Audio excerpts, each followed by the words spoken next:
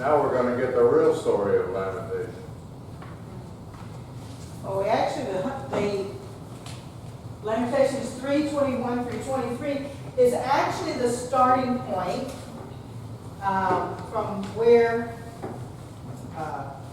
we are. We are still in the book of Luke, all right?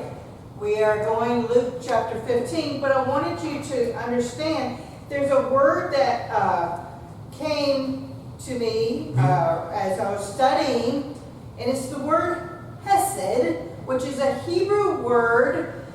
Jeffrey, can you tell me what hesed means? All right. Well, hesed means loving kindness, mercy, thankfulness, gratefulness. It's such a word that encompasses so much that, and I got to study that, and that theme is through the entire Old Testament, and we see that. It was great that Ray was praying, "Great is thy faithfulness," because faithfulness is another word encompassed in the word hesed. And so we have that. Hesed is, as it said in Lamentations chapter 3, who God is. In Exodus 34, way back at the beginning of the Bible, God is giving Moses a description of himself. And he says, "I am slow to anger, and I am hesed. I am full of loving kindness." Now I wanted to bring out that word is used 240 times in the Old Testament. So we think of the Old Testament as God is a God of pounding, right? God is a God. No. He's a God of love. From the moment He created us, He is lavishing us with His love. And that is a point that Jesus is trying to get to us in Luke chapter 15. Remember, Luke chapter 15 is part of Jesus' journey to Jerusalem. In 2 weeks, we will celebrate Easter. Next week, we're going to celebrate the triumphal entry, Palm Sunday. And so, Jesus is intentionally going from place to place on His way to Jerusalem.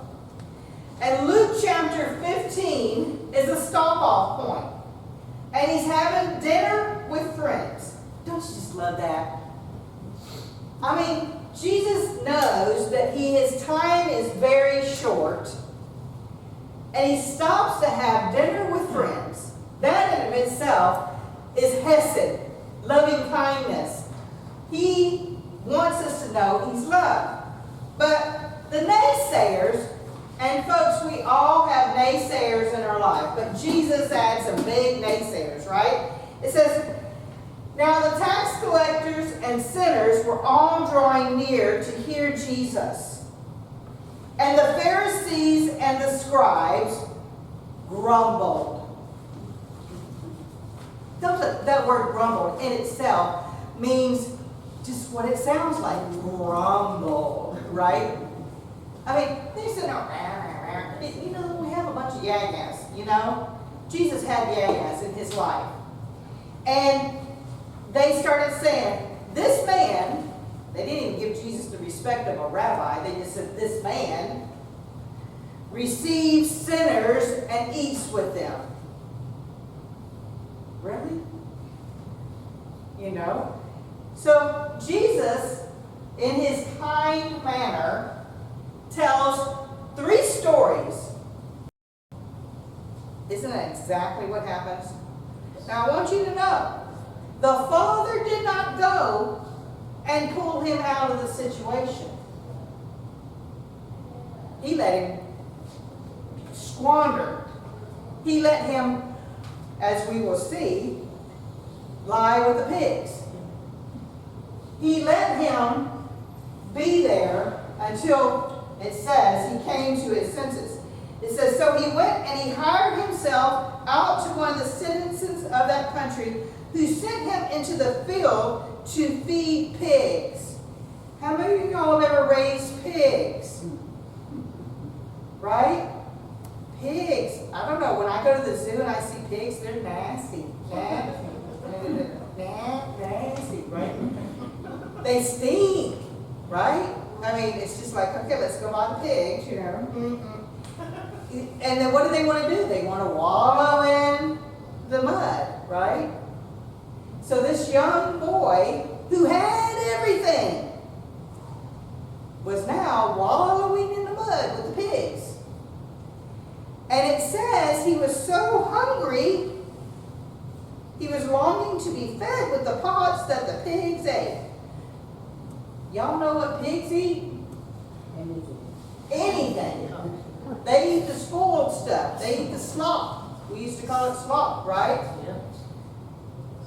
So he was so hungry. This is a guy that had been on top of the world. Now he's willing to eat the slop. And he comes, it says he gets there, and he says, but he came to himself. He comes to his senses. And he says, how many of my father's hired servants have more than enough bread, but I perish here with hunger? He says, my dad's servants have it better than I do. What am I doing? And he says, I will arise and go to my father. Well, first of all, I think he knew his father. That his father was still for him. Our Father is still for us, y'all.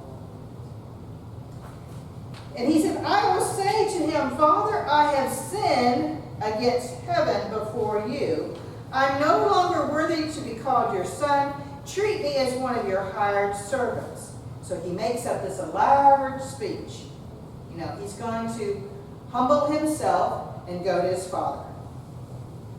And he says, and he arose and he came to his father.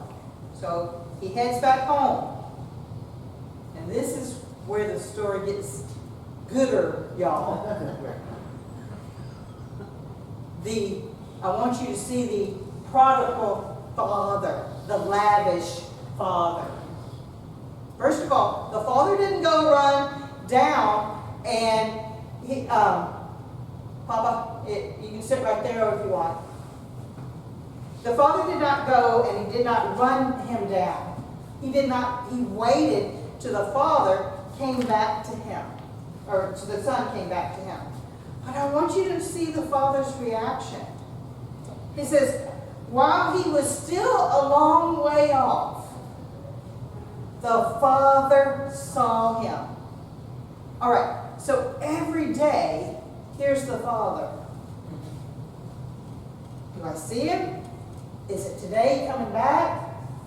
He's always loving kindness, looking for the son to come back. Is there?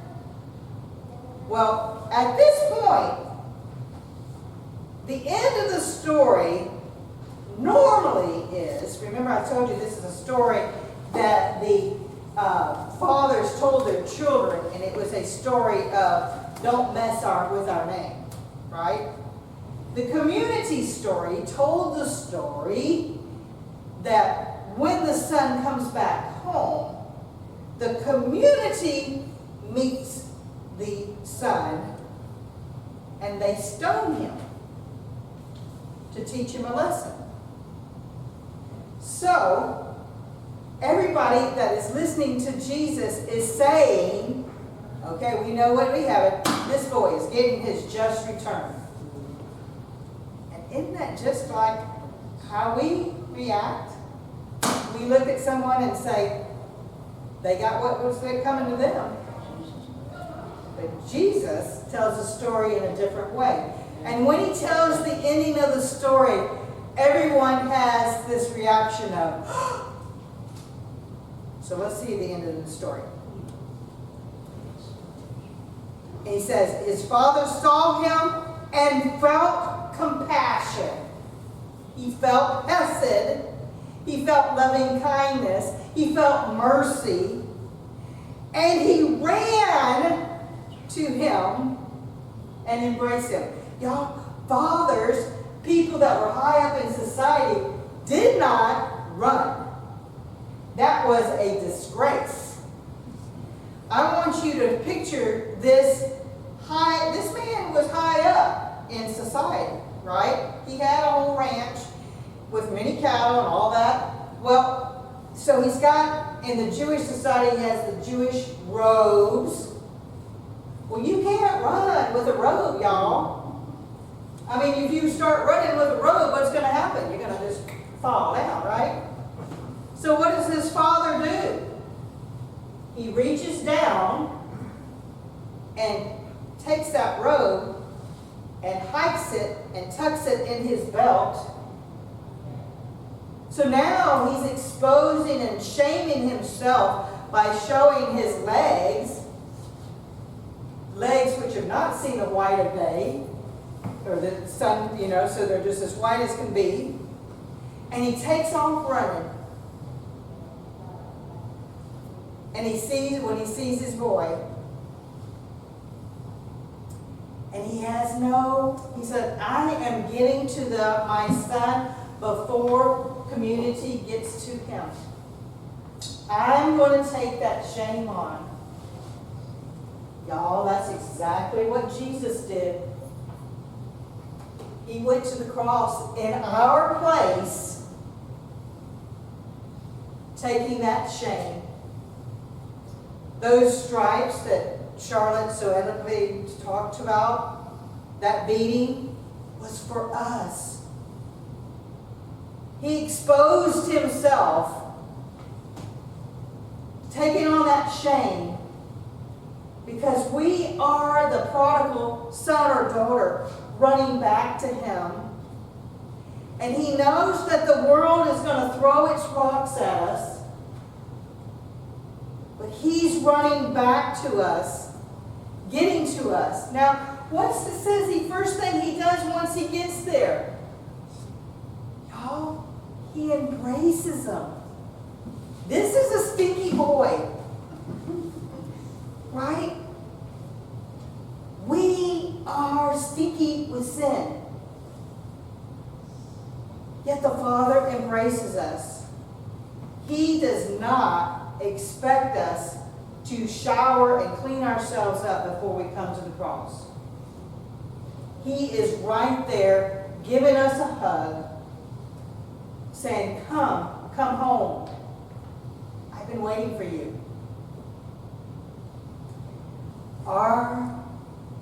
You are still my son. And I want you to see that. He says, y'all, he goes like this. The son starts trying to say his little speech that he's practiced. He says, Father, I've sinned against heaven before you. I'm no longer worthy to be called your son. And the father interrupts him. He interrupts him. He doesn't let him finish his speech about I'm going to be one of your servants, And the father quickly says, bring quickly the best robe. Bring quickly the best robe. He didn't say, go get a shower. I got a robe for you. Y'all, remember, Jesus gives us his best robe of righteousness. And we put it over our sinful, stinky self. And once we do that, the best robe symbolizes authority. It symbolizes sonship or daughtership. When the community once again sees this son, they don't see an outcast that's coming home. They see the son with a robe on. And that's exactly how the Father sees us. Children with the robe of righteousness on. And then he says, put it on him, and then put a ring on his hand. Okay? This ring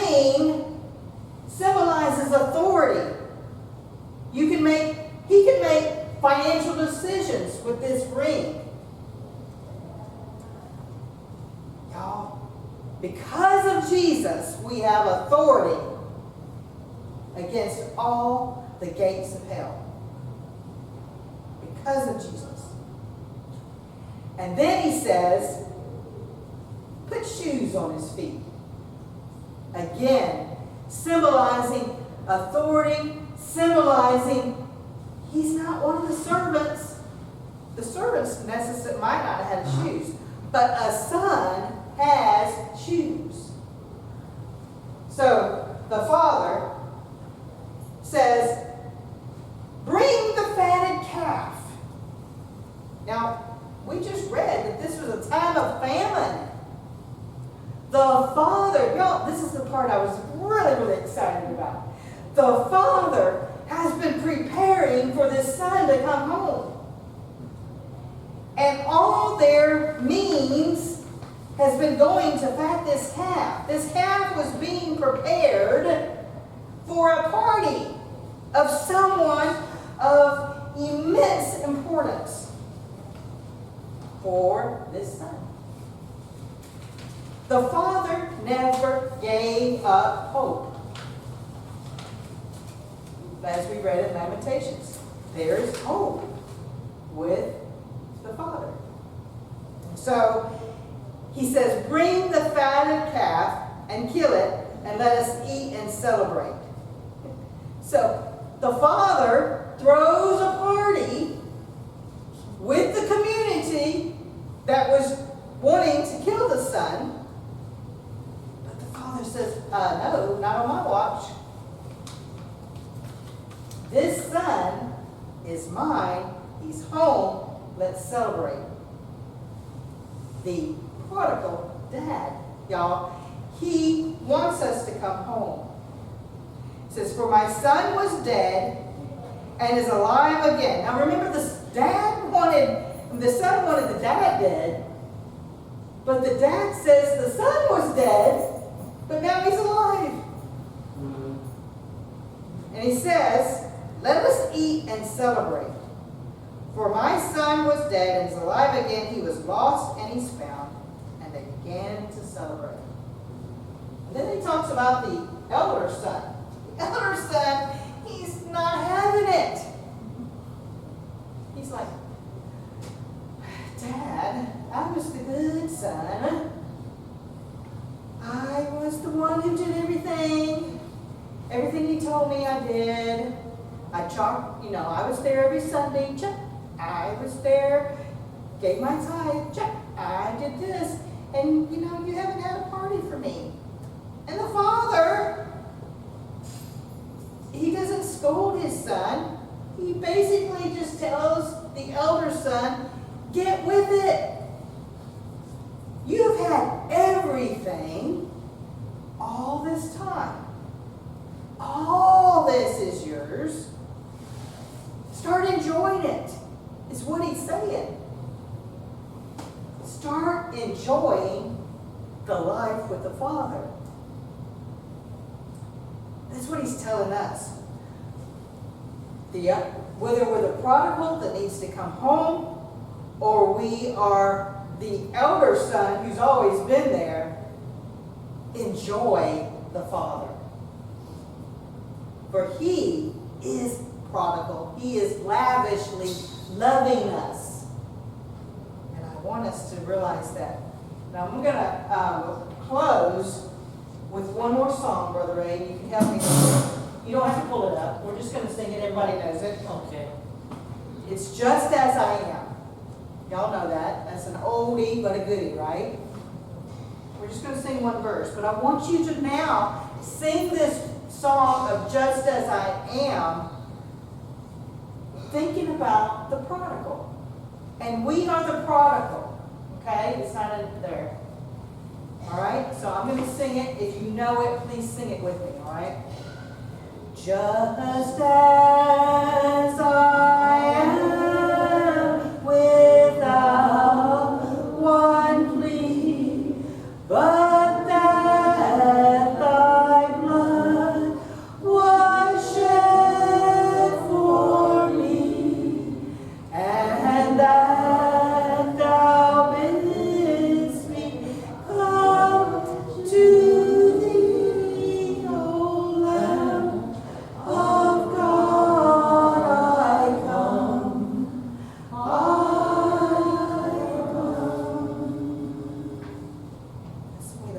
is, y'all. He wants us to come. So, Sherry's going to come and she's going to do the benediction. We're going to sing the Family of God. And then stay seated because we're going to have a slight meeting afterwards, okay? So, Sherry, come and do our benediction.